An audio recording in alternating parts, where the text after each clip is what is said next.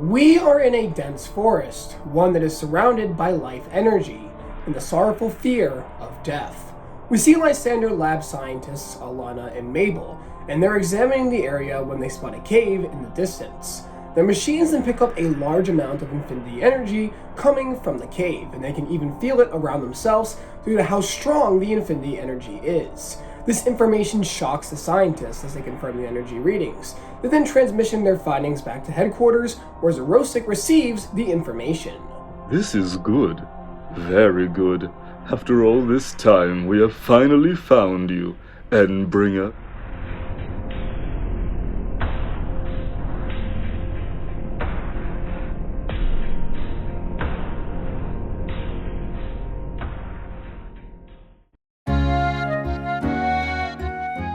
Alain and Marin are in Kuraway town. Alain had recently beaten a trainer with a Mega Metachan, and the two have decided to rest up in the town for the night.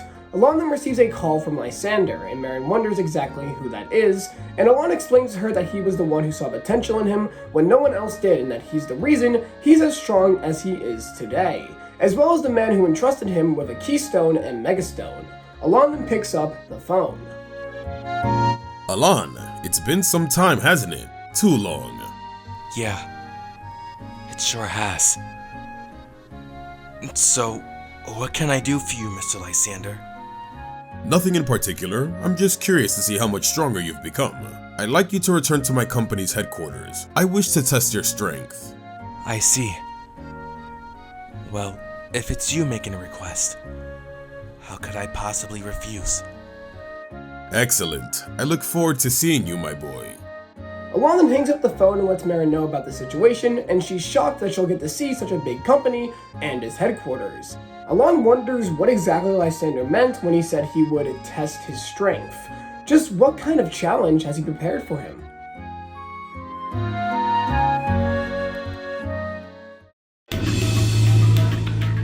Alain and Marin have arrived at the Lysander lab head building, and Lysander comes out to greet Alain and Marin, who Alain informed Lysander would be coming. A woman is at Lysander's side, who he introduces as Malva of the Elite Four, and this makes Alain slightly irritated as he still isn't over his battle against Seabolt. Alain immediately challenges her to a battle, but Lysander gets in the way. He says that he will have a chance to fight Malva, that is if he can beat the other trainers he has gathered here first. Lysander explains that he has gathered Mega Evolution trainers here today, promising them a sponsorship if they succeed in taking down every trainer he has gathered here today.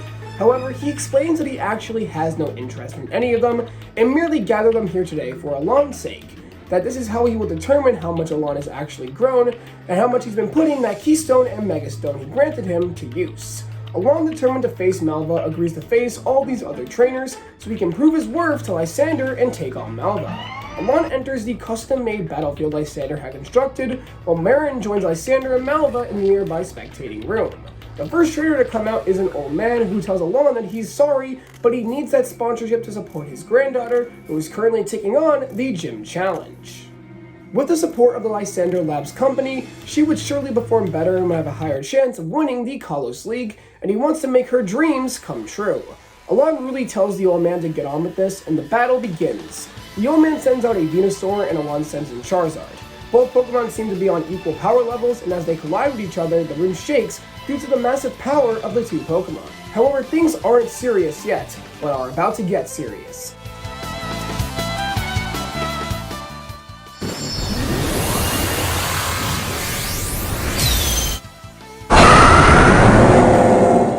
As the two Pokemon then Mega Evolve. This makes the battle even more intense, as both Pokemon get faster and stronger. Mega Venusaur eventually catches Alain and Charizard off guard and traps the Pokemon in its Vine Whip. Alain then commands Charizard to break free, but the Vine Whip is too powerful. Alain then looks up to see Lysander, who looks slightly disappointed. I can't lose here. Lysander is watching me. I have to prove to him that he was right in choosing me. I will become the strongest. That's always been my goal. He was the one who helped me more than anyone. The only reason I'm here today is because of him. So I refuse to lose here. Alain and Charizard's aura then suddenly becomes more powerful and sinister, which catches the attention of Lysander. The aura isn't as powerful as the one seen in his battle against Seabold, but it's definitely there. The old man expresses his fears, stating that it's almost as if the Mega Evolution energy coming off of the two of them isn't solely from their bond, and the energy almost seems stolen in a sense. Charizard, using its power, finally breaks free of the Vine Whip and in a matter of seconds, takes down Mega Venusaur. The old man goes up to thank Alain for the battle, but Alain grabs his wrist without thinking, but eventually comes back to his senses and apologizes for his actions, stating he doesn't know what came over him. Alain then walks away, and Marin is a bit confused by Alain's actions. Meanwhile, Lysander has a smile on his face. How unexpected. You truly are amazing, Alain. Alain, after healing up his Pokemon, returns to the battlefield to face his next opponent. It's a ghost girl who looks at Alain with a strange face. She says there is something sinister coming from him, that the spirits are detecting something evil. Alain brushes this off as the battle begins. Alain sends in Charizard, and the ghost girl sends in Gengar. The two Pokemon go at each other with immense power. Gengar is a lot faster than Venusaur, so naturally it's a bit harder for Charizard to keep up with the Phantom Pokemon. Eventually the two Mega evolve their Pokemon, and the Infinity Energy surges across the battlefield once again. Charizard goes in for a barrage of Dragon Claws, and Gengar dodges every single one besides the last one, which knocks him back a bit. Charizard uses this chance to charge at the Pokemon, but Gengar is able to dodge it and hit Charizard with a critical Shadow Ball, sending him flying to the ground. However, Charizard stands back up right away, and the fight continues. The two Pokemon are at equal level, and neither one will give in to the other. Then again, Alain's Keystone glows as the Sinister Aura returns once again, this time stronger than the previous battle. The Infinity Energy in the aura suddenly turns sinister, and the Ghost Girl and Gengar start to cower in fear. Alain then violently commands Charizard to rip Gengar to shreds, and it attacks Gengar over and over again until it can't move a muscle, and Alain is seen as the victor. We then go back to the spectating room, and Marin is getting increasingly worried, saying that this is nothing like Alain, and Malva also seems to be worried about the aura emitting from the two of them. Lysander simply brushes this off. You worry too much, Malva. Alain is just a capable young man. Marin, there is nothing to worry about. You are Alain's friend, so naturally you must know how he gets when he battles. He'll be fine, I swear. This brings some ease to Marin, and Malva then says she's done waiting, that it's time to test Alain herself.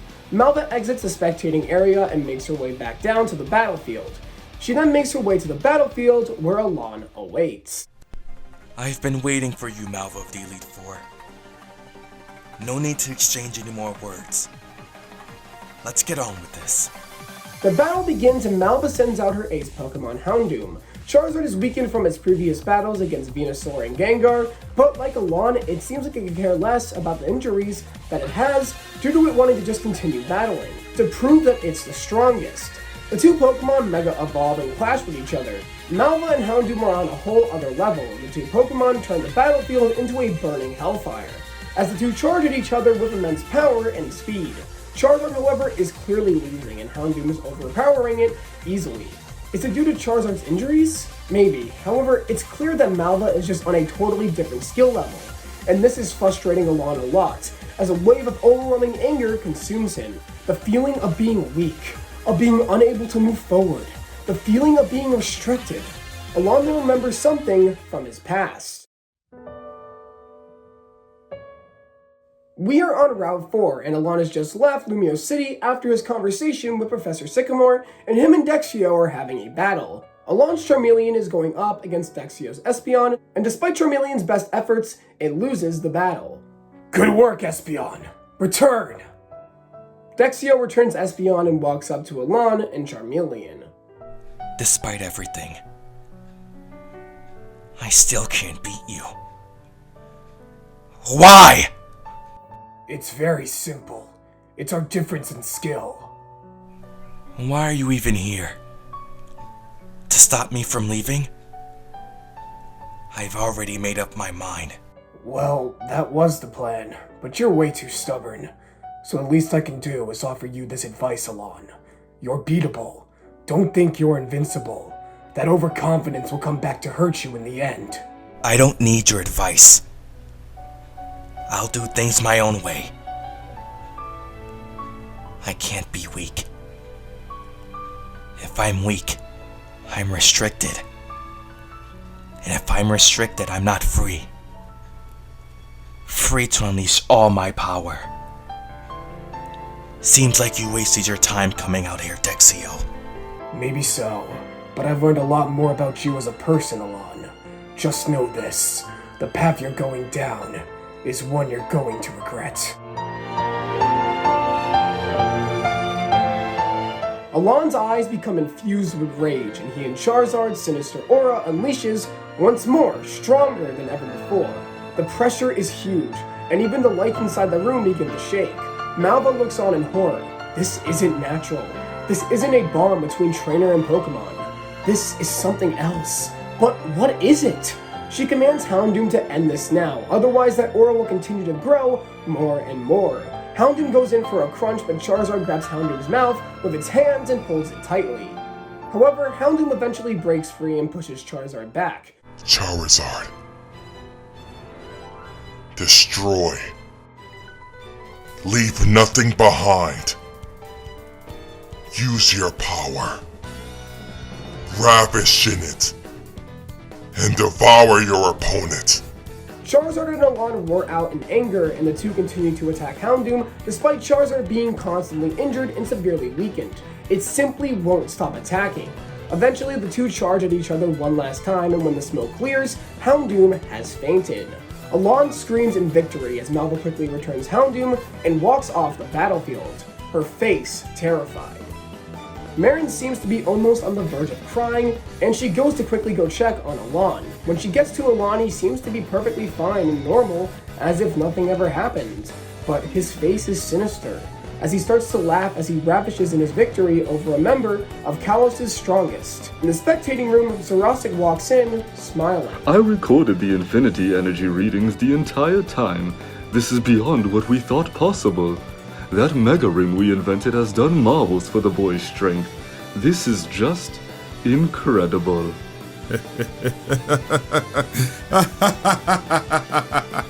You're fantastic, Alain. You are the new world's light. Xerosic, prepare the operation. We have our chosen one. After the battle, Lysander walks up to Alain. Lysander tells him he's very proud of him, and that he chose the best trainer out there. This makes Alain ecstatic, as all he ever wanted was Lysander's respect. Lysander then tells him that there was another reason for him being here today, that there was a secret motive behind all of this. He tells Alain he'll be needing his strength on a mission, and that Alain is the only one strong enough to complete the task. Alain tells Lysander he wants to hear more, and he brings him to the main control center. Xerosic greets Alain and pulls up a picture of an object. It seems to be some sort of cocoon, and just by looking at it, anyone who uses Mega Evolution can automatically tell it's oozing out some sort of disturbing infinity energy. What is that? Sinister, isn't it? We call it the Cocoon of Destruction, an object of mass destruction. Long ago, this cocoon took the form of a Pokemon that utterly destroyed the Kalos region. For my entire life, I've been dead set on finding it. But why? Why does this thing interest you so much? I've always dreamt of creating a new and better world. The Pokemon that resides inside, the Endbringer, is a threat to not only the Kalos region, but the entire world. Therefore, we must apprehend it before anyone can unleash its evil powers again. My men are not nearly as strong enough to counter those who guard it. That's why I need you, Alain. Will you help me obtain this object of destruction for the creation of a better world? Yeah. I'll do it, Mr. Lysander. Thank you, Alain. You have no idea how much your words mean to me. In a month, Alain will set out to the location of the Cocoon of Destruction, along with Marin, of course. Just what exactly is this Pokemon known as the Endbringer? And is Lysander telling the whole truth?